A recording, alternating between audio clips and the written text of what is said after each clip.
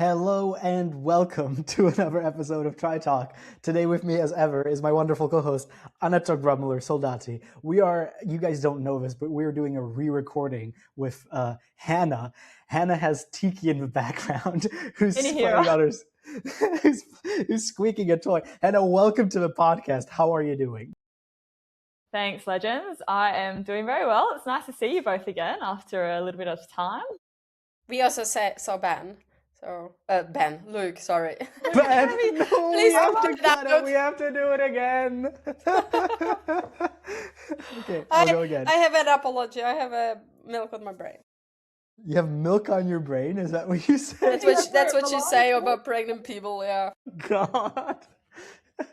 Also, Aneta's pregnant. We spoiled that in the last episode, and that's why we couldn't air it. But it's not the only thing we spoiled. We also spoiled that Hannah is the new athlete representative. Congratulations, Hannah. I'm sure we will talk about that. But most importantly, the XTERRA season kicked off in Australia. Should we talk about that? We should do a little bit of a recap. Then we'll get on to an actual interview with Hannah, hopefully slowly transition into that, because we are kind of time crunched here a little bit. This was definitely not recorded at the last moment, but we just had the first World Cup stop happen in Australia. Hannah raced there. We'll first run through the men's results. So we had a couple actually big hitters pull up from the European racing scene. Arthur Farizier came out victorious with about a 3-minute gap on second, Federico Spinazza. Federico, really strong performance by him. I'm not sure if this is his second place. I think his first podium was last year in this exact race. And Michele Bonacina came third. I'm not sure if how the race unfolded for the guys. There wasn't too much coverage of the actual racing. I know Artur crashed at some point, and we had the homeboy favorite Tom Fisher, who originally used to race a lot of the XTERRA races, didn't do too many last year, at least as far as I know, coming in for fourth. And somebody who stayed with Hannah, good friend of ours, Scott Anderson, also host of the podcast, came in sixth. He had to roll in on a flat tire, missed top 5 by about 30 seconds. So that kind of really sucks. I think it would have been a really great battle to see there. I think notably, we also saw the return to racing for Dominic Viqueira. Dom has been, unfortunately has suffered a really big, serious injury. I think it was last year, right before this race, he was going to pursue the entire World Cup. And unfortunately, he had a skiing accident, I believe, while ski mountaineering. And it's cool to have him back on the start line, even if maybe not back to his former performance. Still coming in 14th, I think, is quite impressive. I had some friends racing the race as well from my hometown, which was quite surprising. But that's the men's field. Are there any topics we should delve into, Aneta, or can we move on to the women's race? Well, I think the biggest surprise of the whole race was the weather. Everyone expected a nice sunshine and hot weather as we are used to in Australia, but that didn't happen. Hannah, do you want to talk about that? Oh, it was like Murphy's Law, right?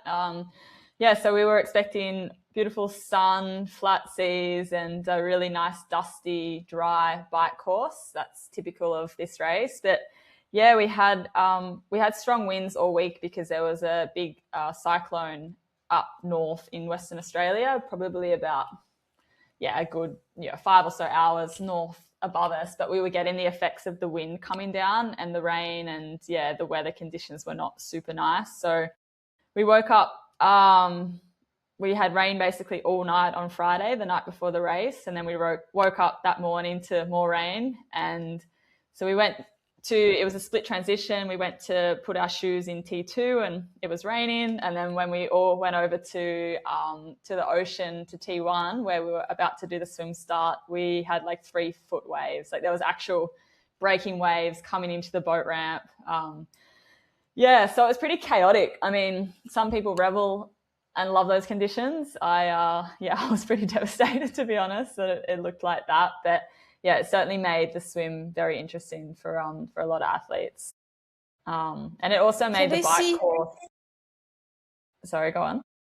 Can they see sharks in those conditions? No. That would be my biggest concern. You could actually like swim and then get knocked in the face by a shark because you couldn't see anything.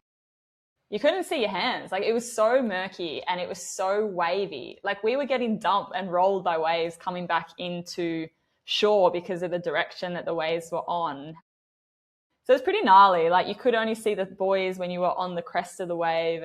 Yeah, I mean, for the strong swimmers, I don't think it really had an impact. But for people who are not super strong, it certainly, certainly made the race stretch out a little bit more. But then also, like, I think the biggest thing to note is how much it changed the bike course. Because Annetta, you know what it was like last year. Like, it's super dry, it's super slippery. You have to really be locked on to ride it hard because you can make mistakes really easily. But it was muddy, like it was wet. A lot of the corners started to wash out a bit, and there was like ruts, and yeah, it completely changed the way you rode your bike. And I think it actually really favored the Europeans a lot this year. Like, us little Aussies who thrive in those dry, hot conditions didn't, I guess, it was very different to what we were used to. Such is life. I can't imagine the course on a wet conditions. Like, that must have been crazy. They said if we had like 10 mil of rain, it makes it really nice and sticky and super grippy. But I think it was just so saturated, like there was puddles on the track, and yeah, it just really changed it a lot. So I think if you're from a cyclocross background or you're used to riding in, muddy conditions, it's perfect, really. But yeah, it was definitely changed the whole day, that's for sure. Yeah, I'm trying to figure out who this would have benefited on the men's or the women's side. I'm not sure if it was like... I think Emma likes these conditions, doesn't she? Yeah, I agree. She's like the one person. Yeah. Yeah, Emma, because she's so strong on the bike. Yeah. But she had a mechanical, right? Yeah, her rear wheel came loose. So it was a bit of an odd mechanical. She's a bit confused as to how it occurred and how it happened. Like, I don't really know how it would happen unless you didn't check your bike or tighten your bolts and stuff. But yeah, she was on the second lap because she was leading. Like, she was so strong. She came out of the water. She rode really well. Like, I was going through the race splits yesterday for my coach, and yeah, just looking at times, it was really interesting. And then it was fascinating because I'd done a lot of training with her in the week, and she was quite tentative on the bike course. Like, it was like she didn't really feel so confident in those conditions. And then come race day, she just dominated. And yeah, she hit a jump on the second lap, and then that's when she lost her wheel, and I think she crashed. And then Boris, one of the other elite male athletes, he was coming past, and he helped her. He had like a multi-tool on his bike, so he gave it to her and she could like tighten the wheel back up and keep going. But yeah, I think it rattled her confidence a little bit, but she still had such a strong race. It didn't affect her bike time that much, I don't think. Sounds like there was kind of a lot of mechanicals. Yeah. Maeve, so originally, formally Maeve Kennedy, now Maeve Williams, who came in second on the women's race. She also had she wrote on Instagram, but she lost her ability to shift on the second lap of the bike. And she eventually ended up catching Marta Mendito, who was in first on the run. But then Marta was able to distance her again on some uphills. So it's interesting to see how this battle between you and Aneta, you and Marta has shifted now to Australia, where it's again the hills that are deciding somewhere. It was only 20 seconds in between them. Yeah, so, it's not. I mean, we haven't said it. Marta Mendito won. Yes. Maeve Kennedy Williams second, Emma Ducru third, Hannah Lee Young fourth, Elizabeth Orchard fifth, and Dimitri Lee Duke sixth. And that was it for the elite women, right? Yeah, we had such a small field. It was only six women. Yeah, it was a bit unfortunate. I mean, the top three women, like they were a battle the whole day. They were fighting, and I guess when you're battling, you're always getting the best out of yourself. Yeah, I had no one on the bike, no one on the run. It was pretty lonely. I think by the time I got to the run, Emma was already like 4 minutes into me, and I can't make up that time. I tried, and then Luke was like, oh, just, yeah, on the second lap, he just said, enjoy it. Lizzie's quite a way back, so you've got lots of time. So, yeah, it was nice to just sort of, I don't know, like embrace it and just remember that, yeah, I'm not going to race here again for another year. So I got to sort of soak it up, which was cool. But, yeah, it was a bit of a shame. I think it's going to be interesting to see whether XTERRA will hold the World Cup in Australia next year as well. Yeah. They already decided not to have the short track this year. Let's be honest, the field is not very stacked. So let's see what the plan will be next year. I know they are contracted. I'm pretty sure with the local race event organizers, I think they have like a 3-year contract or deal, or, you know, whether it's a World Cup race or not, depends. I guess the men's field, there was a lot more. Like there was quite a few in the men's field racing. Just the women's, like there was this. Yeah, I think for many Europeans, it's just so expensive to go down to Australia, and it's also quite early in the season. I know that Ayla Hadley was planning maybe to race there, but in the end she raced European Cup in Quarteira. I think she was not very happy about her race. She didn't do so well. Someone else who raced was Marta Mendito 1 week before XTERRA Australia. She raced Ironman 70.3 in Geelong, finishing 13 in a pro women. I think that's pretty solid for a debut race. Did we have anyone else racing other places than Australia? Yeah, you mentioned Quarteira. Actually, she isn't the only young XTERRA athlete, quote unquote XTERRA athlete, because Finley Goodman, a name you guys might not know quite yet. I think last year, 2024, he was the world champion in the youth races. I think he was so not the oldest category, he was the category below that, and he ended up winning for both of the categories. So quite a dominant performance 2 years ago. British athlete, and he got sixth in the Junior Cup in Quarteira. So like a big talent and a great result for him. Did he race? I think he raced XTERRA UK as well last year, I'm pretty sure. Yeah, it's quite possible. I mean, if you choose one race to do out of all the XTERRA races as a road athlete, it should be the UK race because it's just so similar, right? But we had another athlete announcing that he will focus on road cycling or road triathlons. Felix Ferrier. He in his video he shared that he won it all in XTERRA and he needs some new motivation and he will be focusing on road triathlon, but he will race the world champs. So I think it's quite interesting to see how many people will prioritize the overall World Cup ranking and maybe sacrifice the world champs, and the other way around, people that will race only the world champs. I think we will actually miss a race where everyone meets this year.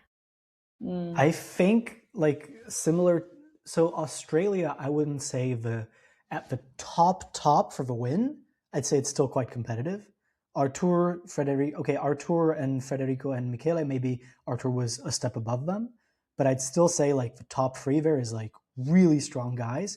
And in the women's as well, I mean, 20 seconds separating Marta, who's like a top level athlete in the entire field, and Maeve, who sadly doesn't really race too many XTERRAs, but she could, if she wanted to commit to the actual World Cup, she could really make a big dent.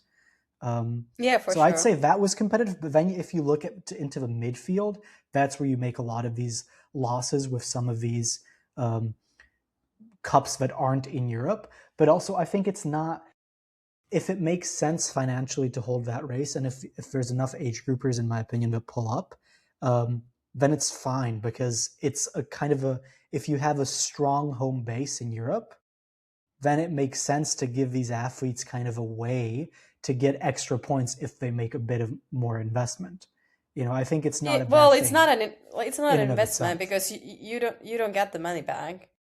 You pay more for flight ticket than what you can win in Australia. And that was last year when there was still the short track and the main race. This year it's even worse. So I don't know. We'll see. Of course, I think it's fair that there is a race in that part of the world. I wish that we had more races in I wish that the races were a little bit more various. Like now it starts to be very repetitive in the World Cup. Like it's always the same destinations.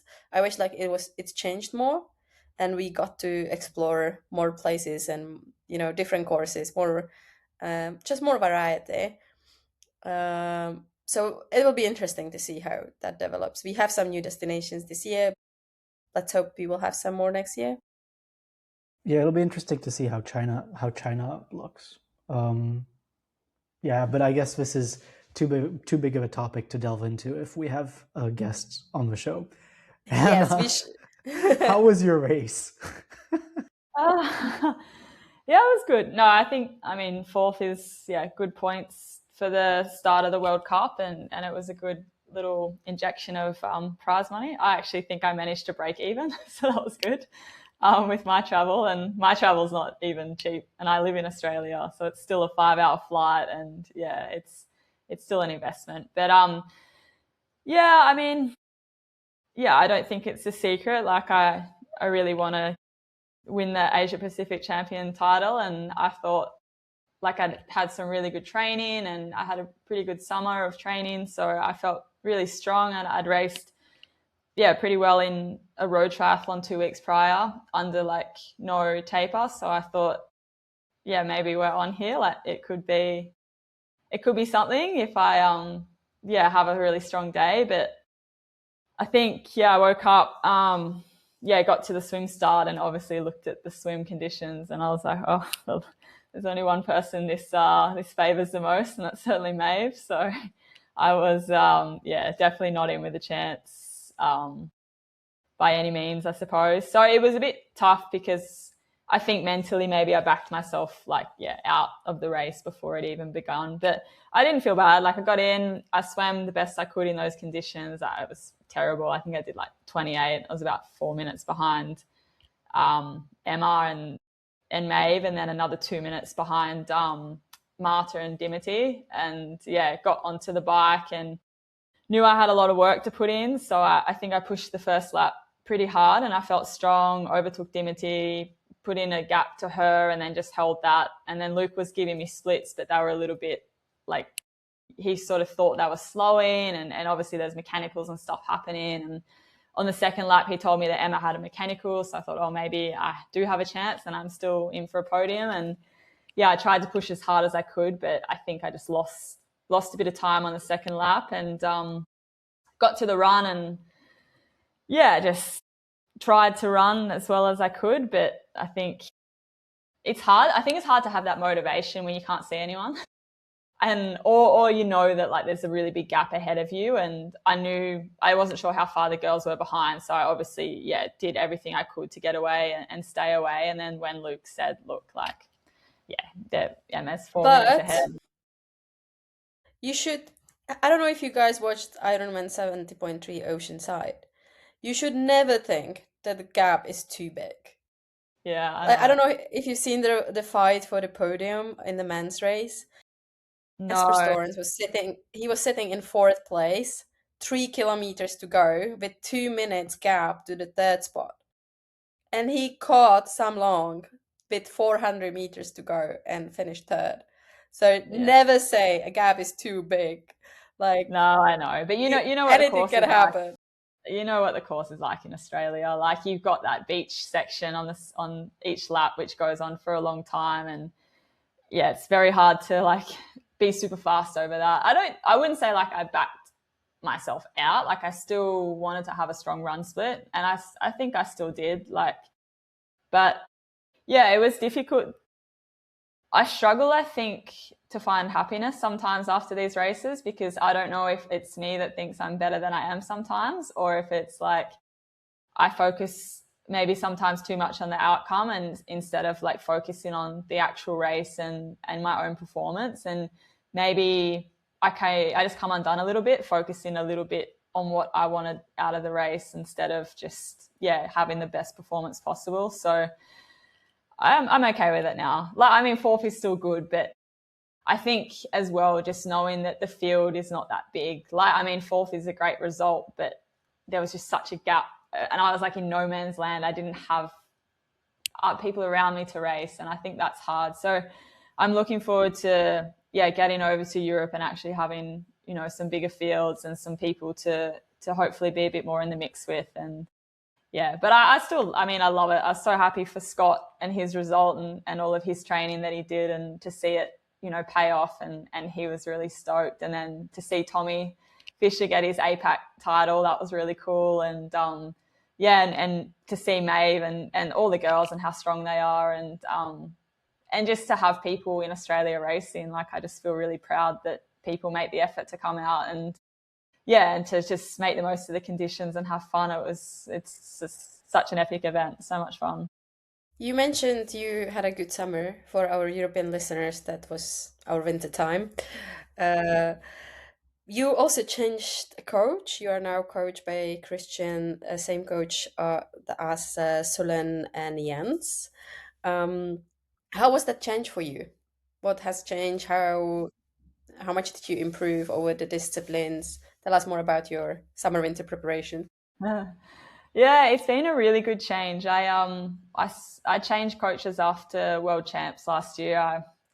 I just needed someone that was a bit more personable, I think. And like, I've spent a lot of time with Selene, so I've heard the way that he talks with her and his approach to coaching, and I really liked sort of his method, where I think he just makes you think a lot more for yourself than just telling you what to do. Like, it's not just about opening training peaks and then having a catch up every now and then.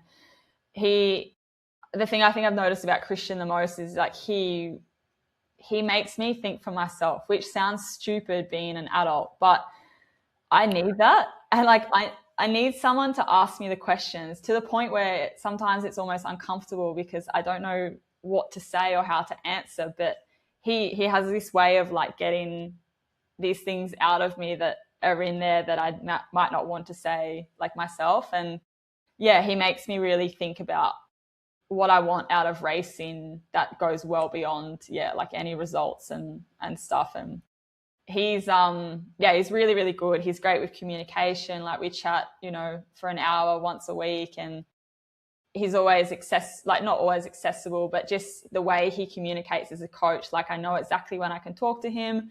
I know exactly when I'm going to get an answer. He's like really into the data. Like, he actually looks at my sessions and he gives me feedback and things that I don't even think that he's going to be looking at. Like, he gets really in there and he analyzes it in a really cool way. So I actually feel like I'm working with someone that is as passionate about this project as I am. And that's what I've been, I think, searching for a really long time in a coach. So he's definitely one thing. Like, we've ramped up the volume. I've doubled my bike volume compared to what I've been doing previously. And I can just see like crazy improvements in my bike, which has been, really, really nice. Like, my FTP's gone up significantly. Like, my road race that I did a couple of weeks before, like, I held my best ever 1 hour power on the road bike, and that was just like so unexpected and made me feel so happy. And and my swimming's just improved so much. I was doing a couple of like 20k weeks in the pool and just getting in with squads, but making sessions up to 4 to 5k, as Annetta says. I'm doing some real swimming now, so but no, it's made an improvement, and I just feel excited for each week. I love looking at training peaks and seeing what he's got set for me. And and I just love that. I don't know, I just feel like it's really exciting because it's just such a different stimulus to what I've done before. and yeah, he's just a really great coach. I'm really stoked. I'm really pleased that I've gone in that direction. I think it's interesting that you guys, like, right before your race, one of the most important races of your season for you personally, decided 2 weeks in advance, at least that's the way you put it, to do a race with like no taper. Yeah. Can you walk us through that process, how you got to that point and what it was like? Yeah, he just wanted I think it me makes to. sense. He wanted me to do a race 2 weeks out, just as like, I guess, a confidence booster. So I think the thing was like, I was doing, VO2 intervals on Thursday before the race, and still having like a big week. I think it was still like an 18-hour training week coming into it. And I guess just to see what performance I could put down without any pressure. I think that's the biggest thing. Like Mooloolaba, for anyone that is listening, it was Mooloolaba Triathlon, which is like the second biggest road triathlon we have in Australia. Noosa Triathlon is like the biggest, I think it's the biggest road triathlon in the world. It's crazy. And it's actually at home, so it's like 20 minutes away from here. So it just made sense to jump in, and I had to race in the open category because of my pro license. So I was a little bit intimidated about that because I don't have a TT bike and everyone's racing on their TT bikes, and I was the only girl on a road bike. And but I think on the other side, there was just zero pressure. Like I got there and I just felt so calm and relaxed, and I got in and I had the best swim I've ever had in a triathlon, hands down. Like just, I have a really bad habit of just going out way too hard like a bomb, and then I literally just blow up like so bad. And that's been always my thing. And this time I just went out and I just stayed consistent throughout the whole swim, and I felt so good. I came out of the water fresh, and like I was just so pumped to get on the bike. I was so excited to ride. And we had a 20K of tailwind and 20K of headwind on the way back in. And we had a plan. I wasn't allowed to look at power. I had to take power off my screen and just ride to like the race and ride to speed. And I just went so hard on the bike. I think I did an hour 09, which for me is like a PB, and also not being aero in the wind, I think was a pretty good time.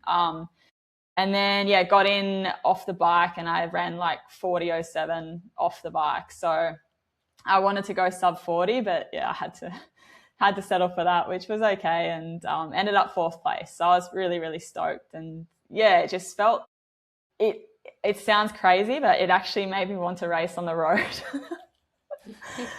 No.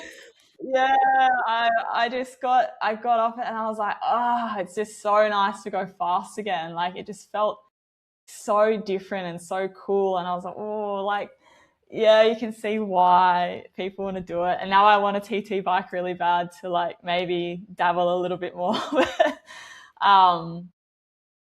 So I guess that was the thing. And we came back, and knowing that I could do that off zero taper was definitely a big confidence booster. And then we got straight back into, training that week, like no break, just normal training. And then obviously, then we flew out to Western Australia that following weekend, and it was race week.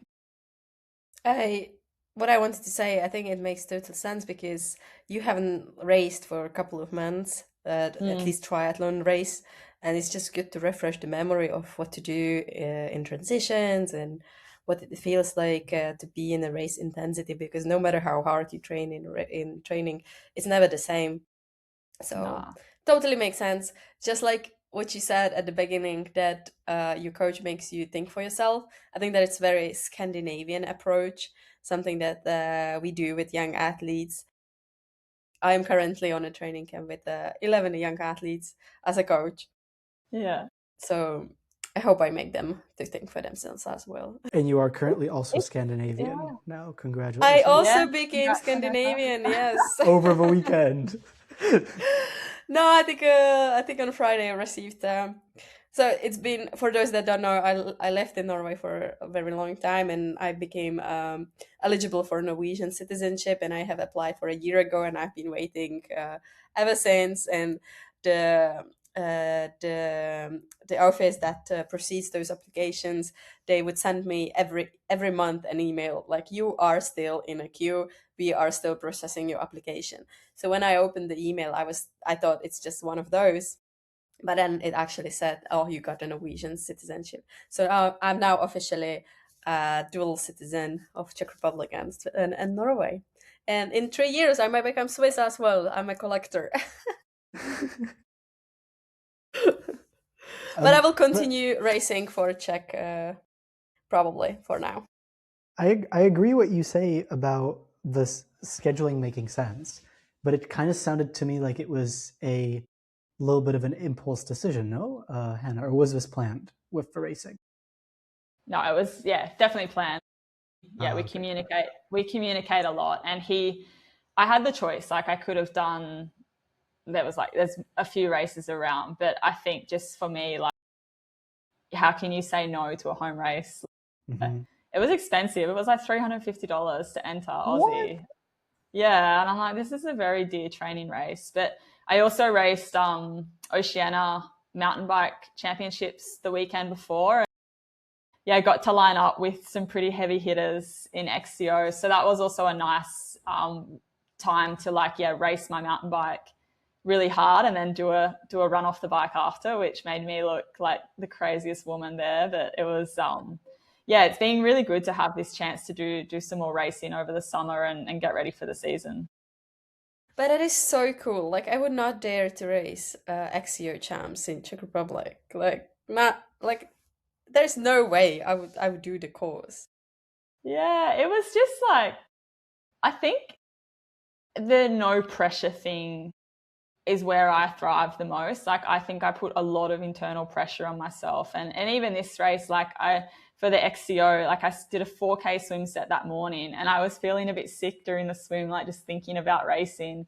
And then I went to 4K swim set the morning of the XCO. Yeah. It was just easy, but it was still like fatigue. And then got to the race venue and sort of just got there. And I was like, okay, like we're doing it. And and I just had a lot of fun. It was an absolutely brutal course. And I was really grateful I got lapped out on the 4th lap because I didn't really want to do a 5th lap. And then, had a run off the bike. I think it was like 13 or 14 1 minute, like above threshold intervals and then 1 minute off. And to do that after a hard bike race, I was like, oh, this is cool. This is good. Everyone just was like, are you seriously going out running? I was like, yeah, I have to. I mean, but I think that pressure of knowing that, when you rock up to something like that, everyone there focuses purely on mountain biking and I'm doing like 3 sports. It just, there's no pressure to like get a podium or anything. Like you just have to put your best foot forward and just, get in that racing mindset. And I think it's hard to train that unless you're actually doing it. I have 2 questions. Do you do a lot of 1 minutes on, 1 minutes offs? Because I have trained with Solen for like 1 or 2 weeks and we've done a lot of that. So is that like Christian specialty? And then the second question is a bit deeper. You mentioned you have you put a lot of pressure on yourself before races. Is there something you work with? Something you can get better at? Yeah, I think the 1 minute on. Yeah, I think it depends in what part of the season. Like I was doing a lot of that on a hill on the road bike, and then I've been doing a fair bit of that, like on the track and stuff as well, or it might be like 1 minute and a half, or it just depends. And then gradually, like it will get to more doing that more times and stuff. So maybe that is a little one of his methods, but I can't give too much away because whatever he does, it works. So if maybe I'm like Solen and Jens one day, then maybe that is the secret. But and then that second question, I do. I mean, it's hard, isn't it? Because sometimes I forget how long I've actually been doing XTERRA for, and I think I turn up and I think I've been doing it for a lot longer than I have. And every year I can see improvements, and I have a sports psychologist who I work with. We have a chat generally before every race, and he helps me a lot with, I guess, putting things into perspective and you know, what's important. Like, I don't want to do this whole World Cup and I don't want to race all around the world and just be defined by like race results. So I don't want to turn up to, you know, Czech Republic and be like, oh my God, I got 14th this race. Like, oh, that sucks. And then that's what my whole trip becomes about. So I think it's really important when I go to all these places and races that I make memories like that are external from the race result, because that helps me stay relaxed coming into race day. And it also means that when I look back on all these special places that I've been able to visit, I don't feel like it's overshadowed by a bad race or a good race. Like, that doesn't define, or that's not what it's about. And yeah, I think at the end of the day, you know, you can learn a lot from every race. And I do need to like, yeah, back that pressure off a little bit, because when I'm not thinking about that, that's when I tend to perform the best. And I think it's just hard because I want so much out of myself, and I feel so grateful to have this chance to travel and to race, like, to, you know, all the people that support me, that yeah, I want to prove to them that I'm putting in the work and I'm working hard. And I guess everyone else is just working just as hard, and everyone's level keeps rising. So that in itself is very exciting. But yeah, I think it's probably my Achilles heel in a lot of races. I think we should do quick fire questions, because, and especially kind of going off of what you've just talked about, I think these, especially with making these memories, question very about that. But so I guess we can start with that. What is your, so these are free quick fire questions, go as fast as you like. What is your favorite XTERRA memory / experience? Currently, I think organising a surfing lesson last week in Western Australia for a few of the athletes is something I'll never forget.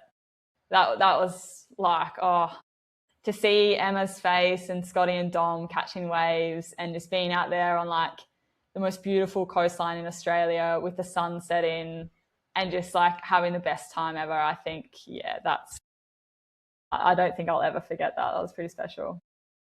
I'm not jealous at all. Yeah, me neither. It wasn't cold and terrible here. I'm not freezing my ass in Mallorca, no. Second question. If you could take one of a racer's skill / strength, what would it be? For example, to run like Artur, swim like Emma, or maybe have the mindset of Selene. Yeah, geez. I think I'd take a few of Selene's qualities. She's definitely the most mentally tough person I've ever met. So I'd love, yeah, some of her mental toughness. Swimming, I mean, Aneta, come on. Can't go past Aneta's swim pedigree in the water. Riding, probably Elise. I mean, she's pretty strong and she's pretty good technically. I think she's pretty badass. And then in the run, probably, I'm going to say Marta. I think she's light and she's poppy and she's tough. And yeah, I think that would be a pretty badass combination. Maybe I would get a podium if I had that. Who knows? And one, I guess this one's kind of easy. If you had to spend the rest of your life training in one location, where would it be? Yeah, home, I think. I mean, I don't have the mountains that you have in Europe, and I think that's probably the one thing that's missing in my training repertoire. But yeah, I think weather, trails, ocean facilities, pools, like I've got 4 50-meter pools to choose from, all within 45 minutes of each other. Like, it's, yeah, Australia's something else when it comes to training, and we have good coffee and good food. And I think the whole culture around, I guess, just life here on the coast is pretty good. We have a lot of public toilets as well. Scott did mention that was one thing he really liked. If you needed to pee or yeah, if you were feeling a little bit like you needed to go the other end, you could just do that wherever along the path in a toilet, obviously. That's a pretty big draw card. So if you need to shit a lot when you run, just come to Australia and train. God damn it. I gotta say, as a pregnant woman, I would appreciate it very much. I need to pee constantly, so And they're clean. Like They're today I really did clean. 6K run and I was really looking for a toilet to pee, so I would have appreciated it. You just have to come, yeah. But I also, there's a lot of play. Like I really loved Alsace, or how, I don't know where Selene lives. Like training there was that was pretty amazing. She lives in Girona now. Selene now lives in Girona. I know, she's gone to triathlon capital of the world. Sorry, can I go on a rant? Her neighbor is Payson McKelvey. I don't know if you guys know Payson McKelvey. No. He is like the OG podcaster for me. I used to listen to all of his podcasts when I was like a tiny little baby, and I love his YouTube stuff. Like, go check out. He's incredible at storytelling. Go check out some of his YouTube. He does gravel racing and adventures, and it's so good. I mean, it's, in my opinion, even better than any of the Lachlan Morton stuff. She's neighbors with him. I was like, what? How is this possible? My two worlds collide. I feel like there's so many cool people that live there. I'm a bit jealous, but yeah, it's cool. But yeah, where she used to live is pretty sick for training too. Like the pools are really lovely, and yeah, she literally had the mountains. I mean, like a few hundred meters from her doorstep, and so that was a pretty cool place. But yeah, it's too cold, way too cold for me.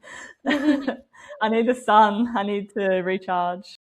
Before we wrap it up, I just want to say we missed one thing when it comes to the women's race. We haven't seen Alize racing. I think she's still struggling with coming back from the injuries she had last year. We don't know what her plan for this year is, but I hope we will see her soon again. Yep. Yeah. I hope to see everybody racing back soon, as soon as possible. In the meanwhile, my goal is to race this year. Your goal is to race? Holy cow, you're crazy. But it might be unrealistic. No, I won't make it to China. But there is okay. I didn't want to say it loud, but I will do it. I do hope to race Abu Dhabi, the World Triathlon World Champs in November. Wow! If everything goes well, we can have a party afterwards. And if the war ends, and there is a race to race. Yeah. Okay. On that fantastic note, thank you guys very much for listening. Hannah, thank you so much for coming on. It was an absolute pleasure. I think we should do this again because this was awesome, and I love hearing you talking. You have so many stories to tell, but I have to run now. I'm so sorry. Anata has to run as well. She just went running. She needs to go stuff another Snickers bar down her mouth. Thank you guys so much for listening, and we hope you have a great day. Ciao, ciao. Bye. Bye.